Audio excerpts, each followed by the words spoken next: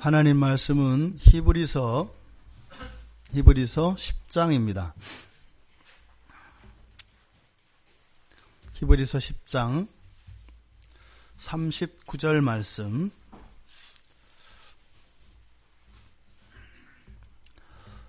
우리 39절 말씀을 주제 말씀으로 잡았는데요. 32절부터 39절까지 우리 같이 함께 읽겠습니다. 히브리서 10장 32절에서 39절까지입니다. 같이 읽겠습니다. 전날에 너희가 빛을 받은 후에 고난의 큰 싸움을 견디어낸 것을 생각하라. 혹은 비방과 환난으로서 사람에게 구경거리가 되고 혹은 이런 형편에 있는 자들과 사귀는 자가 되었으니 너희가 갇힌 자를 동정하고 너희 소유를 빼앗기는 것도 기쁘게 당한 것은 더 낫고 영구한 소유가 있는 줄 알미라. 그러므로 너희 담대함을 버리지 말라. 이것이 큰 상을 얻게 하느니라. 너희에게 인내가 필요함은 너희가 하나님의 뜻을 행한 후에 약속하신 것을 받기 위함이라. 잠시 잠깐 후면 오시리가 오시리니 지체하지 아니하시리라. 나의 의인은 믿음으로 말미암아 살리라. 또한 뒤로 물러가면 내 마음이 그를 기뻐하지 아니하리라 하셨느니라. 우리는 뒤로 물러가 멸망할 자가 아니요 오직 영혼을 구원함에 이르는 믿음을 가진 자니라. 아멘. 우리는 뒤로 물러가 멸망할 자가 아니요 오직 영혼을 구원함에 이르는 믿음을 가진 자니라. 아멘. 잠시 기도하겠습니다. 성령 하나님, 이 시간을 하나님께 의탁합니다. 전하는 자나 듣는 자나 성령 안에 하나 되게 하여 주시고 성령이 말씀하시고 성령께서 깨닫게 하시는 이 참된 진리가 저희들의 심령의 생명의 양식이 될 수 있도록 은혜를 더하여 주시옵소서. 감사하며 예수님의 이름으로 기도드리옵나이다. 아멘. 우리가 구원에 이르는 믿음 가진 우리, 구원에 이르는 믿음 가진 우리라는 제목으로 설교하려고 합니다. 우리가 지금 믿음에 대해서 계속 살펴보고 있는데요. 또 이 믿음이라고 하는 것이 구체적으로 우리들에게는 어떠한 의미가 있는가, 그리고 이 믿음의 효과가 무엇인가, 그래서 구원이라고 말할 수 있습니다. 그래서 믿음은 구원에 이르는 우리들에게 주신 유일한 수단인데 결코 이 믿음은 우리의 행위가 아니죠. 믿었기 때문에 구원을 주시는 것이 아니라 주신 구원을 받아들이는 방식이 믿음의 방식인 겁니다. 그러니까 믿음이 있으니까 구원을 받는 게 아니라 주신 구원을 받아들이는 게 믿음이라고 해요. 그래서 이 믿음을 계시 수납의 손 이렇게 얘기를 합니다. 그러니까 조금 한자로 쓰니까 있어 보이는데 있는 건 없고요. 주는 걸 받는 거다 이 말이에요. 그러니까 여러분들이 누군가가 선물을 주면 받으시잖아요. 그래서 그걸 받는 걸 손으로 받든 입으로 받든 아무렇게나 받으시잖아요. 그러니까 믿음이 어찌하였든 구원하시는 하나님이 구원받은 이 신자에게 주시는 그 구원을 받는 과정, 그리고 받는 수단, 이것을 믿음이라고 한다 이 말이에요. 그러니까 믿음은 우리에게 있는 무엇이어서 이렇게 그것을 가지고 구원을 얻는 것이 아니다. 그래서 사실은 믿음이 애매합니다. 알 듯 모를 듯, 애매 모호 알쏭 달쏭. 그래서 어떤 때는 그냥 되는 것 같기도 하고 어떤 때는 이 믿음이 그 믿음이 맞나? 그 믿음이 이 믿음인가? 아주 혼란스럽다 이 말입니다. 그래서 지금 우리가 믿음에 대해서 계속 살펴보면서 지난주에는 우리가 구원이 믿음으로 얻은 구원, 다시 말해서 구원을 받았으면 그 사람은 믿음이 있는 것이고 믿음이 있으면 구원을 받는 거죠. 그런데 이 구원이라는 것이 지난주에 뭐라 그랬어요? 생활 속의 구원이라고 그랬죠. 우리가 실제로 이 세상을 살아가면서 구원받은 사람들의 삶의 양태가 어떻다고요? 갈등이 있다 이 말이에요. 항상 그런 것 같기도 하고 안 그런 것 같기도 하고 슬픔도 있고 기쁨도 있고 그만두고 싶기도 하고 계속 하고기도 싶기도 하고, 그런데 계속 하고 있는 나를 보고 내가 믿음이 있나 보다. 그리고 가긴 가는데 또 아닌 것 같기도 하고. 이게 그리스도인들의 실존입니다. 이 세상을 살아가는 동안. 한동안은 내가 확실히 구원에 확실히 있는 것 같고 믿음이 있는 것 같아서 흔들리지 않을 때가 있어요. 그건 뭐예요? 하나님이 그 사람이 가진 믿음의 분량 안에서 견딜 만한 환경과 여건들을 허락해 주시기 때문에 그런 자신감이 있는 겁니다. 그런데 문제는 이 믿음이 자라요. 우리의 영혼이 자라요.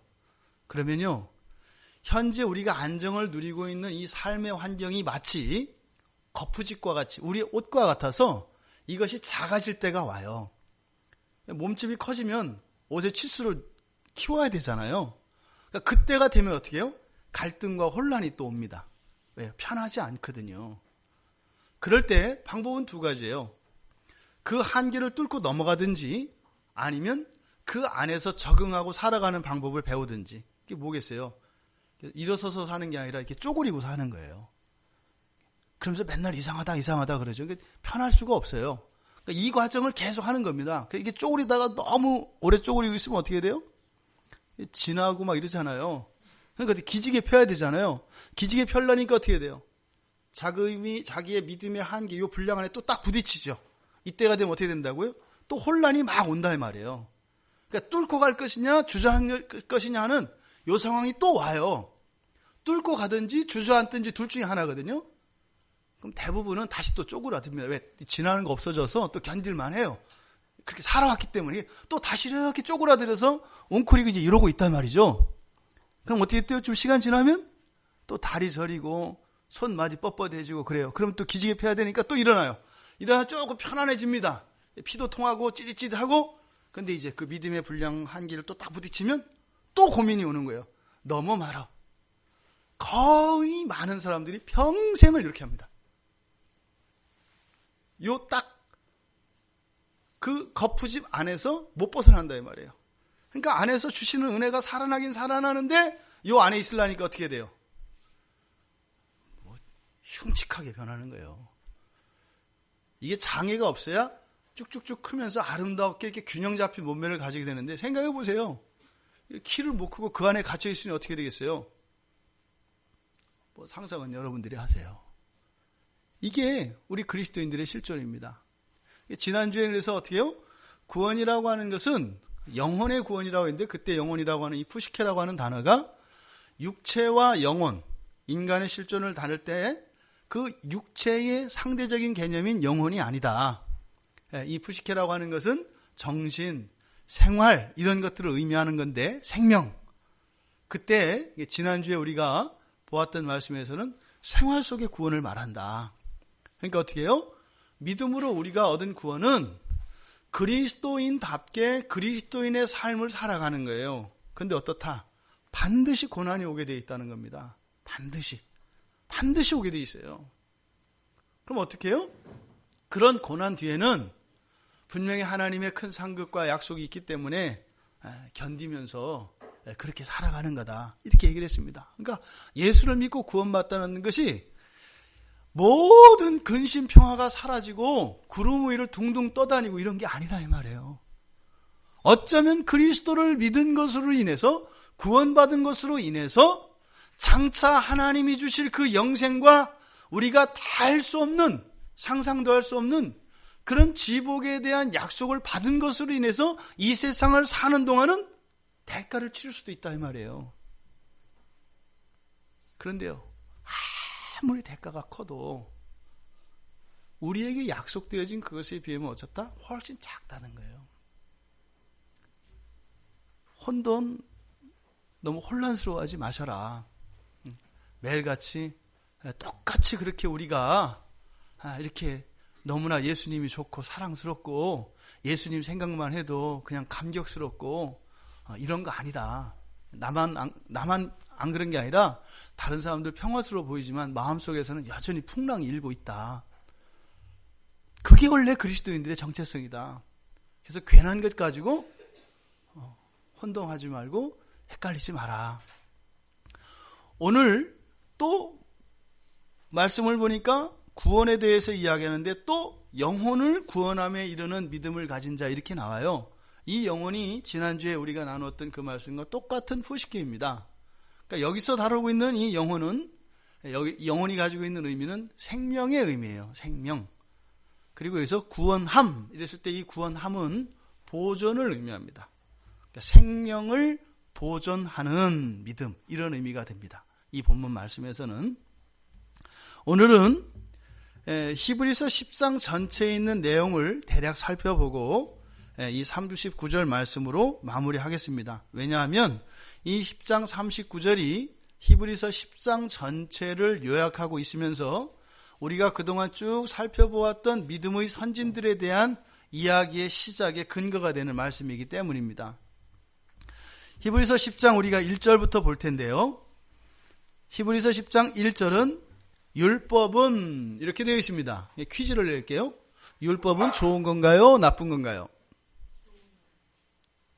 예, 좋은 건가요? 나쁜 건가요? 네, 좋다고 하면 좋은 겁니다. 예, 좋은 거로 하죠, 뭐. 근데 1절에 보니까 그렇게 나와 있잖아요. 그죠? 예, 뭐라고 해요? 율법은 어떻다? 장차 올 좋은 일의 그림자. 그러니까 좋은 거예요? 나쁜 거예요? 좋은 거예요. 그런데 이것이 좋은지 안 좋은지, 이게 좋다는 것을 우리가 알 수 있어요? 없어요? 우리가 누릴 수 있어요? 없어요? 없어요. 왜요? 그림자이기 때문에 그래요. 좋은 건데 좋은 건지 우리가 알 수 있다 없다? 우리가 누릴 수 있다 없다? 없다는 거예요. 그림자예요. 그러니까 율법이 하는 역할이 뭐겠어요? 좋은 거를 가르쳐 주는 거예요. 근데 그 율법 안에서 좋은 것을 여러분들이 누리려고 하면 누릴 수 있어요? 없어요? 없다 이 말이에요. 아무리 영상 기술이 발달해서 뭐 나중에는 뭐 영화를 보면 뭐 실제 있는 것처럼 이렇게 한다고 그러는데 영화를 봐서 배불러지지는 않을 거예요. 아무리 현장감이 있어도 영화를 봤을 때 마치 그 먹는 분위기를, 그 현장 분위기를 연출할 수는 있을지 몰라도 영화를 봤는데 밥 먹는 게 해결되면 그거는 지금 꿈을 꾸고 있거나 죽은 거예요. 육체에 뭐 들어가지 않았는데 배부를 수 없지 않습니까? 그런 것처럼 영화가 아무리 사실과 같은 장면을 연출해내고 그런 환경을 조성해서 뭐 시각적 효과와 청각적 효과, 심지어는 이런 촉각과 모든 것을 다 그 자리에 있는 것과 똑같은 상황을 만들어낸다 할지라도 실제로 그것을 우리가 먹고 이렇게 하는 것은 아니라는 거죠. 이게 그림자라는 의미입니다. 그러니까 율법은 어찌됐든 좋은 것입니다. 좋은 것. 그런데 그림자있기 때문에 그것이 좋게 하는, 우리로 하여금 좋게 하는데 온전케 할 수 없다. 이렇게 이야기해요. 그래서 이것이 1절부터 11절까지 좋은 것이지만 그림자인 율법의 한계에 대해서 이야기를 합니다. 그리고 12절부터는 이제 그 그림자에 대해서 얘기를 했으니까 그 다음에 뭘 얘기하겠어요? 당연히 진짜를 얘기하겠죠. 진짜. 진짜. 그 진짜가 뭐냐? 새 언약이라고 이야기를 하는 거예요. 새 언약. 새 언약인데 이 새 언약이라고 하는 12절부터 18절까지 되어지는 이거는 12절 보니까 뭐라고 되어 있어요? 오직 그리스도는 죄를 위하여 한 영원한 제사. 그러니까 한 번에 또 온전한, 완전한 이런 의미입니다. 여기서 한이라고 하는 것은 한 번이라고 하는 횟수에 있어서 한 번이고 또 그 제사의 내용에 있어서 완전한, 그리고 그의 유효성은 어떻게 돼요? 영원한 그런 제사를 그리스도께서 드렸다 이렇게 얘기를 합니다. 그러니까 율법에서 있었던 모든, 즉 그림자 역할을 하는 율법이 그 좋은 것에 대해서 안내하고 그려주는 이 모든 것들을 바로 예수 그리스도께서 단번에 완벽하게 영원히 이루셨다는 거예요. 그러니까 바로 앞에 있었던 그림자와 완전히 상반되어지는 겁니다. 바로 예수 그리스도께서 그렇게 하시고 하나님 우편에 앉아 계셔서 어떻게 해요? 원수들이 발등상 되게 하기까지 기다리신다고 해요. 이게 뭐겠어요? 이게 우리들의 인생입니다.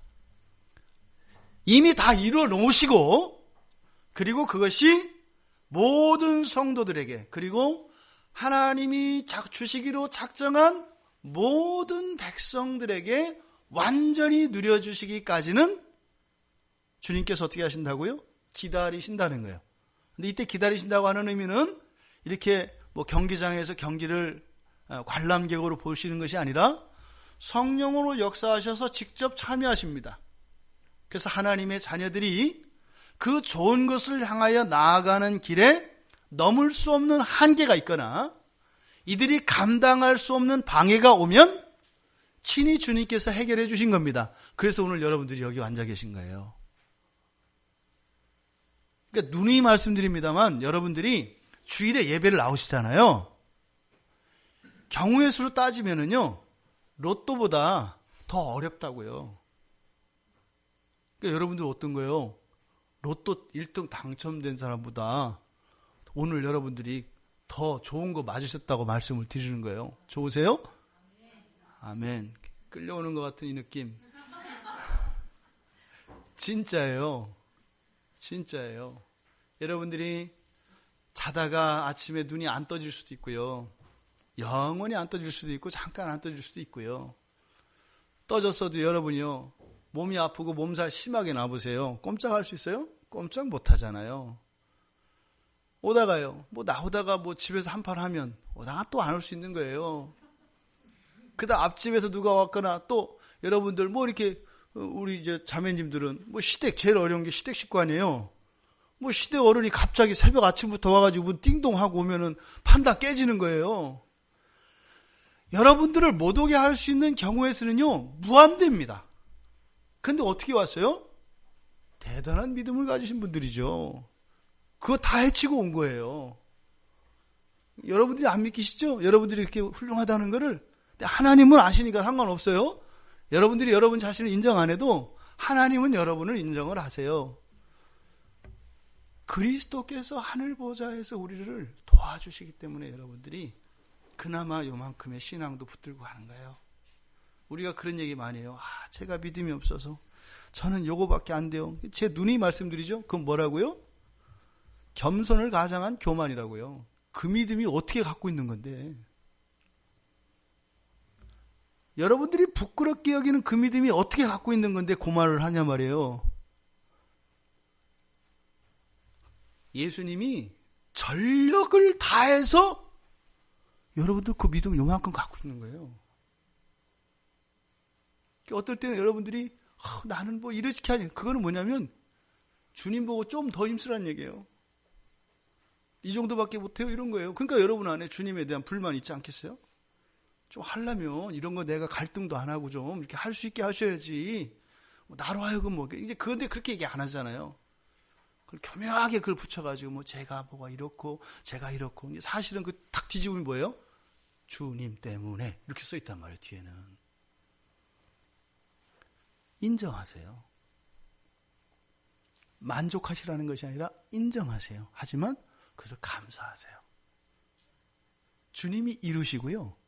하늘 보좌 우편에서 여러분들을 성령을 통해서 그 창조의 능력으로 여러분을 도와서 되어 있는 게 여러분의 현재의 실존이에요. 그러니까 여러분이 얼마나 강한 존재인가를 잊지 마세요. 부족한 존재라고 인식하지 마시고 지독한 존재구나. 굉장히 강하구나. 하나님은 요령 안 피우시잖아요. 최선을 다하실 거 아니에요. 그런데요, 요만큼 된 거예요. 그러니까 여러분 자신을 만만히 보지 마시라는 거예요. 주님이 이 일을 다 이루셨습니다. 그리고 기다리고 계십니다. 감사한 것은 이거죠. 언제까지?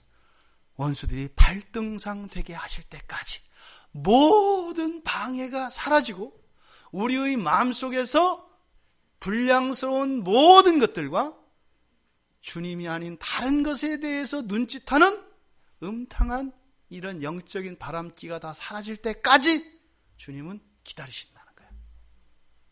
기다리신다는 거예요. 그리고 주님께서는 그렇게 거룩하게 하신 자들을 온전케 하셨다고 14절에서 바로 그리스도께서 이루신 그 일의 효과가 어떠한 것인지를 이야기를 합니다. 바로 이런 것들이 16절과 17절에서 이야기하는 것처럼 새 언약 안에서 이루어진 거예요. 여러분들이 제일 신앙 안에서 오해하고 극복하지 못하는 부분이 무엇이냐면 여러분들의 구원과 믿음의 이유가 예수 그리스도의 십자가에 있다는 것을 믿지 않는 겁니다. 100% 그리스도께서 하신 그 일 때문에 내가 구원받는다는 게 연결이 안 돼요. 여러분들이 예수님을 십자가에 못 박지 않았잖아요. 여러분들이 예수님을 본 적 없잖아요. 한 시대에 한 공간에 존재하지도 않았잖아요. 근데 그분이 십자가에서 못 박혀 죽으신 그 사건이 어떻게 나를 완전하게 하냐 이 말이에요. 이게 잘 연결이 안 되는 거예요. 조금 연결됐다 싶은 사람들이 하는 생각이 뭐예요? 그래도 내가 하는 거하고 조금은 상관이 있지 않을까. 자꾸 나에게 어떤 의미를 두려고 하는 거예요. 그나마 내가 이렇게 교회 주일날 예배라도 나오니까. 또 가끔은 뭐 이렇게 지나가다가 예수님 생각도 하고 기도도 하니까. 그러니까 여러분들이 그 새 언약 안에 있는 백성들에게 일어나는, 즉 하나님의 은혜로 결과되어져서 일어나는 그런 것들을 마치 착각을 해서 그게 나로부터 말미암은 것인 양 생각하고 마치 그것이 예수 그리스도의 십자가 사건의 어떤 원인이 된 것처럼 자꾸 착각한단 말이에요. 그러니까 스스로 어떻게 돼요? 막아요. 성령이 여러분들을 변화시키시고 더 거룩한 사람을 하려는 것을 막아요. 돕겠다고 막 나서는데 제발 가만히 좀 있으라는 거죠. 상 차리는데 애들이 앞에서 뛰어다녀 봐요. 근데 걔는 엄마 도와주려고 뛰어다닌대요. 그러니까 우리 같으면은 저리 가 이놈 새끼야 이렇게 하지만 또 주님은 어떻게 해요? 그래 도와라 이렇게 하고 상 들고 계시는 거예요. 이게 우리하고 달라요. 주님하고는. 또 우리는 또 도우라고 또 가만히 계시니까 야 이게 주님이 좋으신가 봐 또 엄청 뛰어다니죠. 거기다 또 친구까지 데려다 뛰어다녀요. 이게 우리예요. 우리들이 얻은 구원과 우리들을 완전하게 하시는 것은요 정말로 우리와 상관이 없어요. 십자가에서 이루신 그 일이 우리의 믿음과 우리의 구원의 유일한 이유라는 거예요. 이게 지금 여기서 새 언약에 대해서 이야기를 하는 겁니다. 새 언약 안에서는 뭐라 그래요? 죄와 불법을 어떻게 한다고요? 다시 기억하지 아니하리라. 예수님이 십자가에서 못 박히신 의미는 뭔가요? 여러분들이 지금 가지고 있는 양심의 가책들과 앞으로 또 성실하게 지을 죄들에 대해서 값을 다 치우신 거예요. 이게 감사하면서도 사실은 이게 목이 메이는 거거든요. 알면서도 할 거거든요. 그런데요, 내가 죄를 안 지기 때문에 구원받거나 이렇게 된 게 아니라 예수님이 십자가에서 이루신 그 새 언약 때문에 우리가 구원이 된다는 거예요. 다른 이유 없어요. 그 주님이 하나님이시기 때문에 그 하나님이 무한 제물이 되어서 십자가에서 죽으셨기 때문에 구약의 백성들이 제사를 지낼 때 죄를 지으면 그 죄값을 치르기 위해서 제물을 잡잖아요. 그러면 이 사람이 그 죄를 짓고 회개하고 제물을 드렸습니다만 이 사람의 본성이 바뀌었을까요? 안 바뀌었을까요? 안 바뀌었어요. 단지 죄에 대해서 속죄만 한 거다 이 말이에요. 그런데 그 속죄받는 그때 성령의 역사가 일어나죠. 하나님의 용서를 경험할 때 우리의 마음이 꿈틀하면서 변하는 거예요. 안 해야지? 이렇게 되는 게 아니에요. 예수님이 십자가에서 여러분들의 현재와 과거와 미래의 모든 죄에 대한 보장이 되셨다니까요.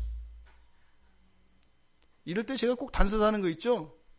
아싸, 마음껏 죄 져보자. 그래요. 나중에 그렇게 하고 예수님 앞에 와서 한번 울어봐. 그 사랑하는 사람 앞에서 하는 그런 못된 짓이 얼마나 가슴 아픈 건지 고스란히 당할 거예요. 지옥 가는 것보다 더 어려울 거요. 차라리 지옥 가는 게 낫지 않겠어요? 양심의 가책 한번 속이라도 시원할 거 아니에요. 나는 죽어도 싸. 지옥 가야 맞아. 지옥 가면 편하지 않겠어요? 근데 지옥 가는데 지옥도 못 가고 천국 가 있어가지고 더 죽겠죠. 그럴 수 없어요. 주님이 모든 죄값을 다 치르셨다라고 하는 것은 우리들의 연약함과 이 지독한 죄로 인한 부패성에서 주님이 오셔서 이것을 완전히 새롭게 하시기까지는 그 한계 안에서 살아갈 수밖에 없기 때문에 누누이 우리가 반복하며 넘어지며 하는 이런 실수들을 가지고 있을 양심의 송사에 대하여 하나님이 주시는 위로지, 의지적으로 적극적으로 지을 죄에 대한 면죄부는 아니다 이 말입니다. 어찌하였든 새 언약은 어떻게 해요? 기억하지 않는다고 해요. 원리적으로는 어떻게 돼요? 예수님이 우리 죄를 먼저 사하셨죠? 그잖아요. 그럼 다시 기억하지 않으신다 그랬죠? 그럼 제가 지금 죄를 졌어요. 주님이, 하나님이 기억하실까요? 안 하실까요? 아니, 왜 그러세요? 성경에서 뭐라고 하냐 말이에요. 이미 새 언약은 우리의 과거 시점에 이루어졌잖아요. 그러니까 용서가 죄를 짓기 전에 먼저 용서가 됐다니까요. 그리고 어떻게 해요? 다시 기억하지 않는다고 그랬죠. 그러니까 여러분의 죄를 하나님이 기억하신대요, 안 한대요? 근데 여러분은 기억하죠? 하나님은 기억 안 하겠다는데 제가 기억해서, 주님은 기억하지 않으신다는 거예요. 그러니까 양심의 가책에 사로잡힐 게 아니라 여러분들이 해야 될 것은 뭐예요? 죄를 지을 때 그것이 죄인 것을 깨달으면 십자가를 통한 그 용서를 믿고 감사하셔야 되는 거예요. 감사합니다 하면서 또 감사하면서 또 사실 나의 비참을 깨닫는 거죠. 이것이 그리스도인들이 살아가는 삶의 방식이어야 해요. 순서가 바뀌면요. 나를 괴롭히는 기독교가 돼요. 예수님은 왜 오셔가지고 평지풍파를 일으키시는가? 그냥 내가 그렇게 다른 사람한테 해끼치지 않고 오순도순 우리 식구끼리 열심히 땀 흘려서 일하고 그냥 먹고 살만 한데 뭐 이렇게 욕심도 없으니까 자꾸 오셔서 옆에서 이렇게 쿡쿡 쑤시시나 이런단 말이에요. 하나님은 기억하지 않겠다고 그러는데 괜히 자기가 기억을 해서 스스로 막 들춰내고 자학하고 막 이래요. 성경은 안 믿고 나를 믿는 거죠. 성경이 아무리 얘기해도 소용없어요. 왜? 내가 중요하니까 내가. 이게 우리들의 속성이에요. 생각해 보세요. 누군가가 여러분에게 뭘 실수했어요. 여러분이 용서했단 말이에요. 진짜로. 근데 맨날 전화 와요. 야, 누구야, 나 진짜 용서해줘라. 걱정하지 마. 용서했잖아. 그래, 고마워. 좀 이따 또 전화 와요. 야, 근데 진짜로 나 용서해주라. 알았다고, 내가 용서했어. 그래서 또 와요. 이게 하나님의 말씀을 믿지 않고 예수 그리스도의 새 언약에 있는 백성들이 저지르는 말도 안 되는 실수 중에 하나가 그거예요. 하나님은 기억하시지 않겠다고 하는데 뭐예요? 나는 잊지 않겠다고 얘기해요. 뒤에 엉켜 있다 이 말이에요. 그러니까 복음이 많이 왜곡되어 있어요. 그러니까 특히 우리나라 사람들은 이 공로주의에 철저히 인이 배긴 사람들이기 때문에 거저주시는 구원이 있잖아요. 본능적으로 안 받아들여져요. 언젠가는 뭐 요구하는 게 있겠지 이렇게 하거나, 암만 또 거저주신다고 해도 또 그걸 내가 그냥 받을 수 있나, 뭐라도 해야지. 또 그냥 거저주신다는 것은 하나님 쪽에서 하시는 거고 우리 쪽에서 또 알아서 뭘 준비하는 거지. 뭐 빈손으로 오라 했다 해서 빈손으로 가나. 이게 복음이 못 들어가게 해요. 그러면서 어떻게 해요? 평생 빨리 와라 그러면 아직 준비가 안 돼서, 아니 그냥 뭐 그냥 가는 건 알겠는데 제가 뭐 좀 하느라고 또 이렇게 겸손을 가장하잖아요. 또 몰래 표시 안 내고 이렇게 준비하는 걸 또 의로 생각을 해서 뭐 제가 하여튼 뭐 곧 갈 건데 뭐 가긴 갈 건데. 이게 왜 그런 줄 아세요? 마귀의 속임에 놀아나는 거예요. 마귀의 속임에 놀아나는 거예요. 하나님의 소원은 뭐라고요? 여러분들과의 막힘없는 사귐이라고요. 뭐가 있고 없고 이런 게 아니라 여러분과 그냥 있는 얘기도 다 하고 싶고요. 여러분이 와서 푸념도 하고 투정도 부리고 땡깡도 부리기를 원하세요. 하나님은. 그러면요, 주님이 도와주실 거거든요. 그럼 여러분이 기뻐할 모습이 보이잖아요. 하나님 그걸 기뻐하세요. 여러분들이 뭐 훌륭한 사람이 되고 이런 걸 바라는 게 아니에요.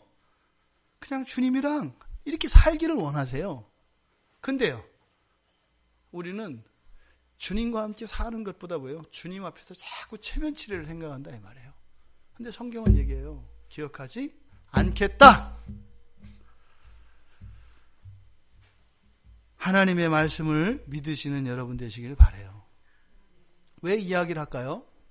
이때 당시에 그리스도인들이 이렇게 두 종류의 사람들이 있는 거예요. 좋은 것의 그림자인 율법을 쫓아가려고 그 율법 안에서 평안을 얻고 율법 안에서 무엇인가를 얻으려는 사람이 있고요. 온전한 복음 안에서 예수 그리스도께서 십자가에서 이루신 그 은혜 안에서 누리려고 하는 사람이 두 종류가 있다 이 말이에요. 그건 오늘날도 동일합니다. 우리가 뭘 하는 게 아니라요. 복음 안에 우리가 풍덩 빠졌을 때 있잖아요.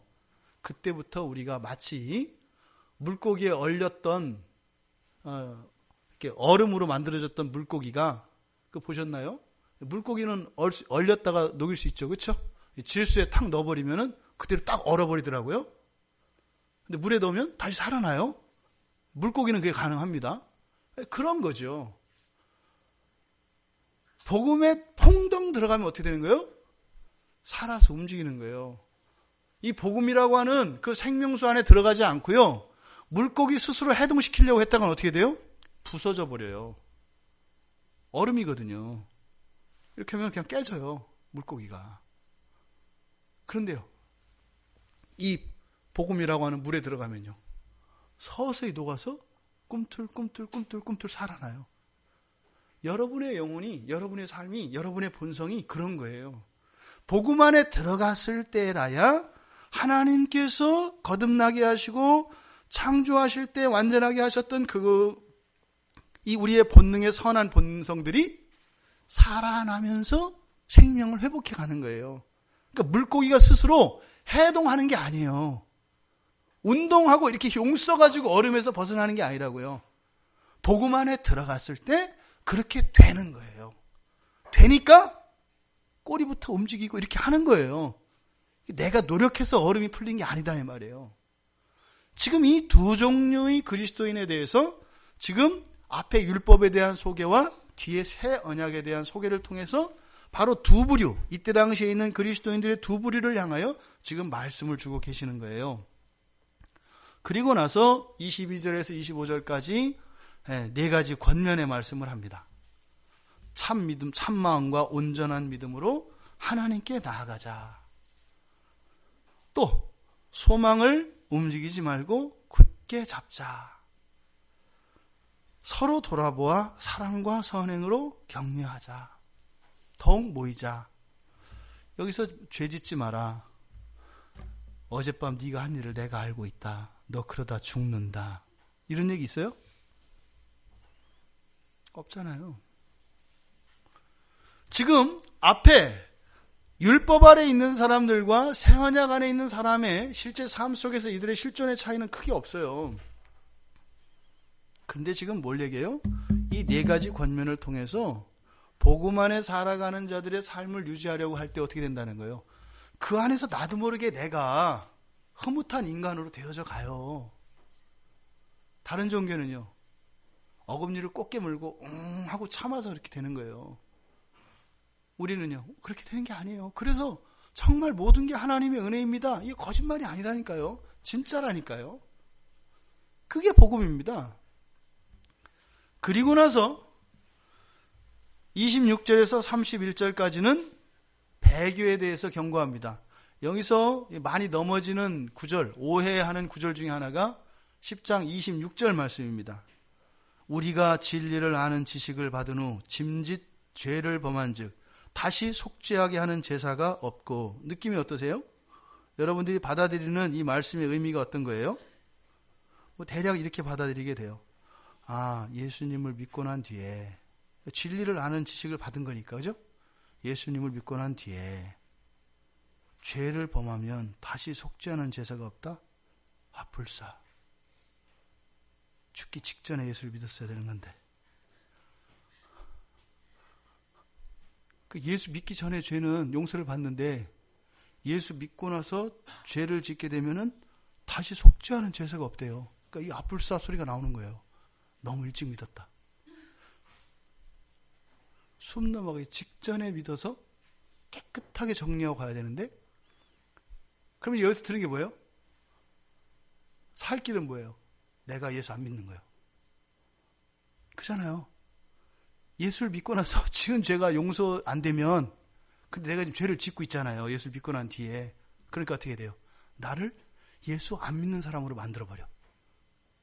예수님 사실은요, 저 그때 믿은 거 아니었어요. 그러니까 지금 아직 믿은 거 아니니까 지금 지은 죄 나중에 믿으면 용서해 주시는 거예요? 이렇게 가요.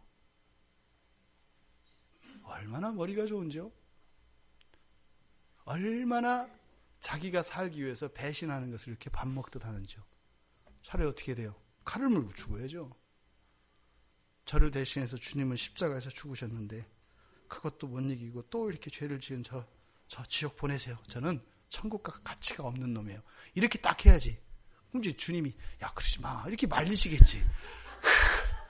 그걸 갖다가 나 사실은 주님 안 믿었어요. 이게 얼마나 더럽고 치사하냐 말이에요.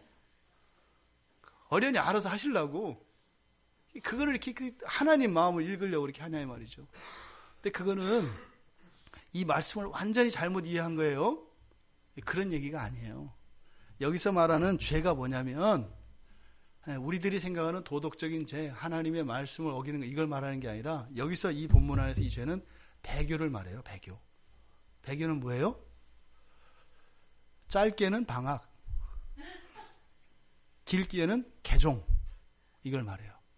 그리스도인이 되었는데 떠나는 거예요. 이 바닥을 떠나는 걸 말해요. 그러니까 배교는 굉장히 무서운 죄입니다. 배교는. 기독교인이 되었다가 기독교인 아닌 것을 자랑스러워하는 사람들이 있어요. 그 사람은 원래부터 기독교인이 아니었다는 증거예요. 왜냐하면 기독교인이었다면 그 배교가 뭘 의미하는지 알거든요. 차라리 내가 주님을 몰랐던들 이렇게 하는 게 맞아요. 이런저런 핑계 대잖아요. 뭐 목사가 어떻고, 뭐 거기 어떤 뭐 집사가 어떻고. 그러니까 하나님보다 그 사람들이 더 무서운 거죠. 차라리 그런 불편을 감수하느니 난 지옥의 고통을 감당하겠어. 그거는 이제 해병대나 특전사들이 하는 거고, 지옥은 그럴 수 있는 게 아니거든요. 26절에서 이야기하는 이 죄는 바로 배교를 말합니다. 그러니까 뭐예요? 여러분들 전도하시다 보면 그런 분들 있잖아요. 옛날에 나도 교회 다녔어. 이 사람이 말하는 뉘앙스는 뭘까요? 자기가 기독교인이라고 얘기하는 거거든요. 근데 26절은 뭐라고 해요? 그런 자들에게는 다시 속죄하는 제사가 없다고 얘기하는 거예요. 그러니까 어떻게 해요? 비틀비틀 하더라도 신앙을 떠나면 돼요? 안 돼요? 안 되는 거예요. 그걸 지금 경고하는 겁니다. 그러니까 여기서 근본적으로는 이렇게 유대교인이었다가 예수를 믿고 기독교인이 됐어요. 이때 정황에. 근데 기독교인으로 살라니까요. 불편한 게 많아요. 유대인들로부터 자꾸 공격받고 어려움 당하는 게 많아요. 그러니까 어떻게 돼요? 다시 유대교로 돌아간 사람들을 말하는 거예요.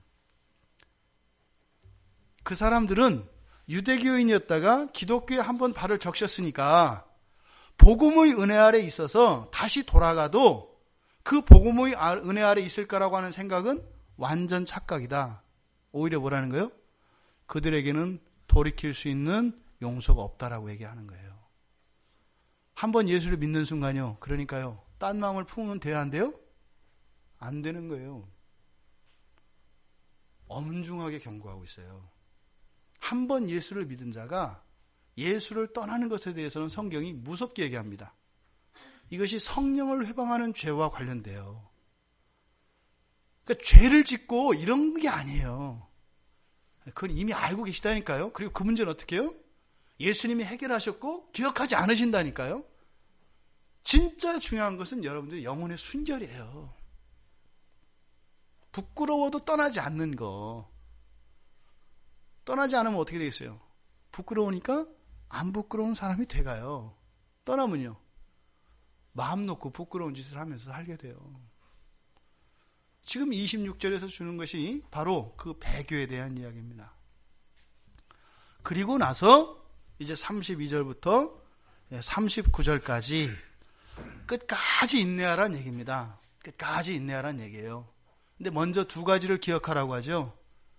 큰 고난의 싸움에 견딘 것, 그리고 구경거리가 된 것을 기억해라. 여러분, 이 자리에 계신 여러분들 가운데요, 여러분이 예수를 믿은 것으로 인해서 고난이 없었던 사람은 아무도 없어요. 크다 작다라고 하는 것은 상대적인 개념입니다. 어떤 사람에게는요, 다른 사람에게는 하찮은 것으로 보이는 그것이 너무나 큰 고난일 수 있어요. 근데 모든 그리스도인에게는 본인의 분량에서 어려운 고난이 다 있어요. 그런데 사실은 뭐예요? 여러분들이 많이 견뎠다는 거예요. 왜? 하나님의 도우심이 분명히 있거든요. 왜요? 예수님이 기다리신다고 했잖아요. 원수들이 발등상 될 때까지. 그 안에 시험과 유기 이런 게 많단 말이에요. 때로는 넘어질 때도 있었지만 넘어질 때가 훨씬 더 많아요. 지금 여기서는 그 큰 고난의 싸움을 견딘 거라고 얘기하지만 사실은 견디지 못한 게 많을까요? 견딘 게 많을까요? 우리를 보면 알아요.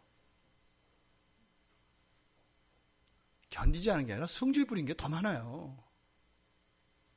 그런데 그 얘기 안 하잖아요. 왜요? 앞에서 기억 안 한다고 했으니까. 뭐만 기억해요? 그 가운데서 눈꼽만큼 그거를 주님은 크게 보시는 거예요. 그걸 크게 보시는 거예요. 너 그때도 사실은 넘어질 뻔했는데 너 그거 견뎠잖니. 지금 주님의 생각은 있잖아요. 많은 것 가운데 이것만이 아니에요. 이게 다예요.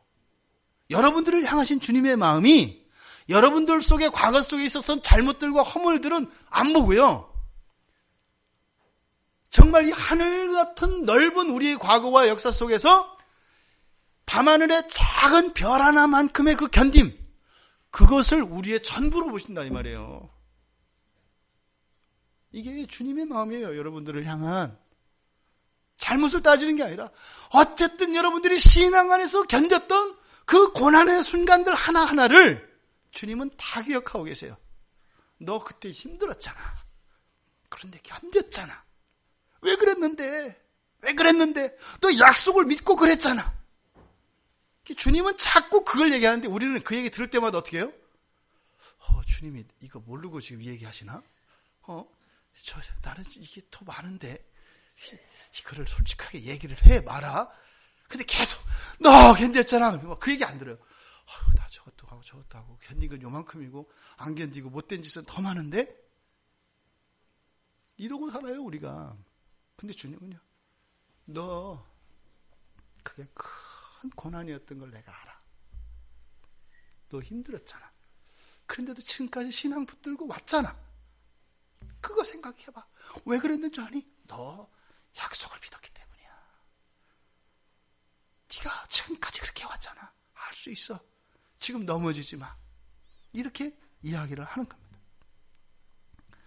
그리고 구경거리가 된 것도 너 기억하잖아. 구경거리가 된 건 뭐예요? 여러분들이 신앙생활하면서 있었던 모든 조롱과 오해를 말합니다. 때로는 무시당하기도 하고, 때로는 놀림감이 되기도 하고, 때로는 비웃음을 받기도 하고, 아이고 뭐 자기가 무슨 그리스도인이라고. 밖에서는 또 그러고, 안에 들어왔더니 뭐 또 그러고. 이걸 말하는 거예요. 이거는 어쩌면 이거는 그리스도 안에서 지체이건 불신자이건 우리들의 삶에서이건 모든 사람으로부터 당했던 이런 조롱과 웃음거리 모든 걸 말합니다. 주님이 마음 아프신 거예요. 네가 지금까지 어떻게 살았는데. 그런 조롱과 그런 속에서도 네가 참고 살아왔잖아.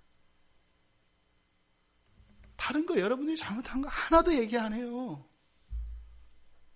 그렇게 하면서 어떻게 해요? 이것들이 확장되어져 가는 겁니다.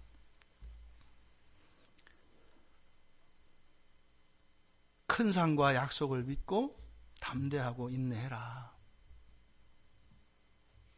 반드시 하나님의 큰 상이 있다. 그리고 약속이 있다. 인내해라. 힘들지? 참자. 지금까지도 참아왔잖니. 그런 어려움도 참았고, 그런 조롱, 멸시, 무시 이런 것도 다 참았지 않니? 조금 더 참자. 할 수 있지 않니? 근데 그건 뭐예요? 약속이 있잖아. 그리고 주시는 말씀이 뭐예요? 잠깐 뒤에 주님이 오신다 그래요. 이 얘기가 지금 언제 하신 거예요? 잠깐 오신다고 한 게? 2000년 전에 한 거잖아요. 맞아요, 틀려요? 아니, 얘기를 하세요. 맞아요, 틀려요? 예? 2000년이 잠깐이에요? 분명히 잠깐이라고 했잖아요. 근데 주님 오셨어요? 안 오셨어요? 그럼 2000년이 잠깐이면 잠깐 뒤면 또 2000년 뒤겠네요? 이 얘기는 뭐냐면 내가 넘어져야 되는 그 시험과 고난 앞에 섰을 때 갈등하는 그 순간을 말해요. 결단하기 직전, 결단하고 나면 어떻게 돼요? 완전히 바뀌죠. 못 벗어나면 여전히 눌려있죠. 결단을 딱 하고 나면 그 순간이에요. 그 순간에 뭐가 와요? 확신과 마음의 평화가 오죠. 그걸 말하는 거예요. 그럼 즉시 오죠, 주님이. 즉시 주님이 오시잖아요. 잠깐의 고난은 바로 이거예요. 너 믿음을 회복하고 네가 믿음으로 결단하고 나면 어떻게 돼요? 이게 사라지는 거예요. 경험 다 있으시잖아요. 정말 죽을 것 같았고 다 놔버리고 싶었고 이랬던 순간이 얼마나 많아요. 근데 하나님이 은혜를 주셔서 그쵸, 주님 하는 순간이요. 완전히 환경이 바뀌죠. 왜 그랬대? 이렇게 되는 거 아니에요. 할 수 있어요, 주님. 힘낼 수 있어요. 이렇게 되잖아요. 이걸 말하는 거예요. 이 잠깐이. 거짓말이 아니라. 그러니까 각 개인의 모든 상황 속에서 잠깐이라고 하는 이 말씀이 그대로 어떻게 돼요? 성취가 돼요. 우리가 그 한 가지 사건만이 아니라 끊임없이 유혹을 받기 때문에 모든 게 다 뭐예요? 잠깐이에요. 믿음 안에서 결단하고 인내하기로 하면 어떻게 돼요? 주님이 오셔요. 즉각 오세요. 그러면 구원과 평화가 안에 옵니다. 20장 39절에서 가장 강조되는 내용이 뭐냐면 우리라는 말이에요. 우리. 원래 이 헬라어에서는 주어를 쓰지 않습니다. 왜냐하면 동사 안에 동사가 주어를 표시하게 돼 있어요. 그 사람이 온다 이렇게 하면 우리는 그 사람이라고 하는 주어를 써야 되잖아요. 근데 헬라어는 그걸 안 써요. 그러니까 온다라고 하는 말에 내가 온다, 네가 온다, 그 사람이 온다, 그 여자가 온다, 누가 온다가 주어 안에 다 들어가 있어요. 그래서 헬라어에서는 이 주어를 쓰면 굉장히 강조하는 거예요. 그러니까 지금 뭐예요? 우리를 강조하고 있어요. 우리. 그러면서 뭐라고 하는 거예요? 야, 우리가 누군지 알아? 이런 거예요. 너 지금 막 포기하고 갈등하고 그렇게 하려고 하는데 너 우리가 누군지 알아? 이렇게 얘기하는 거예요. 우리가 말이야 영혼을 구원함에 이르는 믿음을 가진 사람들이야. 우리가 말이야 새 언약 안에서 이렇게 얘기하는 거예요. 이 말씀이 여러분들의 삶 속에 실제적인 힘이 되길 바랍니다. 근데 지금 여기서 영혼의 구원함에 이르는 믿음이라고 했는데 여기서는 구원의 한 측면을 지금 나타내는 거거든요. 그래서 이 구원의 측면은 무엇을 이야기하냐면 이때 영혼은 생명입니다. 똑같은 푸시케입니다만 왜냐하면 바로 앞에 둘이 대조가 되고 있죠. 뒤로 물러나 멸망할 자가 있고 또 그것과 대조되는 것이 영혼을 구원함에 이르는 자 이렇게 대조되어 있잖아요. 멸망을 당한다는 것은 파괴되는 겁니다. 존재 멸절 자체를 말합니다. 그러니까 그의 상대적인 개념으로 앞에서는 생명이 없어지는 걸 말하고요. 바로 뒤에서는 영혼을 구원함이라는 것은 뭐예요? 생명을 보존한다는 거예요. 우리말 성경에 구원함이라고 번역되어 있잖아요. 이렇게 번역한 이유가 성경에서 사용하는 구원이라고 하는 말과 완전히 다른 단어예요. 그런데 성격은 구원의 성격이기 때문에 구원이라는 말을 썼지만 구원함이라고 해서 전혀 다른 의미예요. 이 구원함은 보존한다는 뜻이에요. 보존한다라는 뜻이에요. 이게 뭐예요? 생명을 보존한다 이 말이에요. 여러분들이 예수를 믿으면 여러분들에게 주어지는 효과 중에 하나가 뭐예요? 영생이죠. 그 얘기를 하는 거예요. 우리는 영생을 가진 사람들이잖아. 멸망할 자가 아니라 영생을 가진 자들이잖아. 그러니까 어떻게 돼요? 영원한 생명이니까 결국 살아가야 되는 거 아니에요? 무슨 말이에요? 우리는 중간에 포기할 수 있는 사람들이다, 없는 사람들이다? 어차피 우리 포기할 수 없는 사람들이야. 주님이 십자가에서 우리에게 영원한 생명을 주셔서 너 포기할 수 있을 것 같지? 그렇게 안 돼. 주님이 너 안 놔. 지금은 포기할 것 같고 영원히 떠날 것 같은데 그렇게 되는 게 아니야. 다시 돌아올 거야. 근데 거기는 뭐가 있어요? 상처가 있잖아요. 죄책감이 있고 아픔이 있잖아요. 그러지 마. 어려워도 참고 순결한 그리스도인으로 사는 것이 너에게 유익이다. 이렇게 얘기를 하는 거예요. 그리고 나서 히브리서 11장에서 우리가 쭉 살펴보았던 구약의 믿음의 선진들. 이 사람이 누구예요? 다 어려움과 고난 속에서 믿음의 정절을 지키며 살아갔던 사람들에 대한 이야기가 쭉 나오는 겁니다. 여러분, 생명을 보존하는 구원에 이르는 믿음을 여러분들이 가지고 계세요. 근데 그 믿음의 이유가 뭐라고요? 바로 새 언약이다 이 말이에요. 예수님께서 십자가에서 우리의 죄를 대신하여 그 죄값을 치러주신 거기에 우리들의 구원에 대한 보장이 거기에 있는 거예요. 여러분의 믿음에 있는 것이 아니라 거기에 있다고요. 우리의 구원의 보장은. 그리고 그것을 여러분들이 받아 누리는 것은요, 믿음으로 받아들인다 이 말이에요. 믿음으로 받아들인 건 뭐예요? 누군가가 선물을 줬는데 그 안에 선물이 있을 거라고 생각하고 푸는 거, 이게 믿음이에요. 있을까? 없을까? 그 포장 뜯지 않고 그냥 내비두는 거예요. 그냥 열었다가 없으면 어떡하지? 내가 더 실망하지 않을까? 차라리 그냥 열지 않고 미지수의 상태로 놓는 게 그래도 소망이 있지 않을까? 그게 믿음이에요. 이미 여러분들의 구원의 근거는 어디다? 새 언약에 있다. 성경의 얘기는 그겁니다. 나와는 완전히 별개의 사건과 같이 여겨지는 그 예수 그리스도께서 십자가에서 이루신 그 십자가 사건이 나의 구원의 오직의 근거라는 거예요. 유일의 근거라는 거예요. 심지어는 여러분들이 믿거나 안 믿거나 하나님은 그냥 구원하세요. 중요한 건 여러분들이 현재의 삶 속에서 그걸 모르고 사는 거예요. 근데 그것이 내가 단지 포기할 수 있는 권리가 아니에요. 그건 하나님의 영광을 가려요.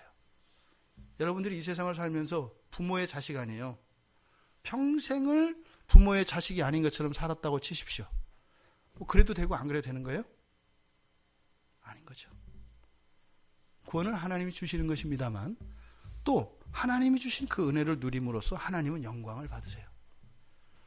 생명을 보존하는 이 믿음을 가진 우리로서 하나님이 주신 그 은혜를 누려서 기뻐하며 그것으로 행복해하며 그것으로 영광 받으시는 그 하나님께 우리들의 삶이 온전한 삶으로 그렇게 하나님께 향기로 드려지는 우리들의 인생이 되길 바랍니다. 오직 믿음의 주는 우리 주 예수 그리스도이십니다. 주님은 날마다 초청하세요. 그 구원의 풍성함과 그 구원의 부요함 속으로 여러분들의 고되고 험난한 삶 속에서 주께 오라고 해요. 그리고요, 여러분들의 아픈 마음과 답답함과 내려놓고 싶은 그 마음 속에 하나님은 끊임없이 여러분 과거 속에 있었던 그런 모든 것들을 너무나 귀한 것으로 여기시고 잊지 말라고 하세요. 주님이 기억하는 것을 우리가 기억합시다. 그리고 주님이 원하시는 그러한 삶을 우리가 살아갑시다. 그래서 우리의 삶의 기쁨의 이유는 그래서 예수 그리스도밖에 될 수 없는 거예요. 기쁨이 없어요? 주님이 주신 구원을 생각하는 게 아니라 내가 쌓아온 죄를 생각하니까 기쁨이 없어지는 거예요. 주님이 이루신 구원을 생각하며 그 구원을 찬양하며 또 그 구원 안에서 일어나는 나의 존재의 변화, 본성의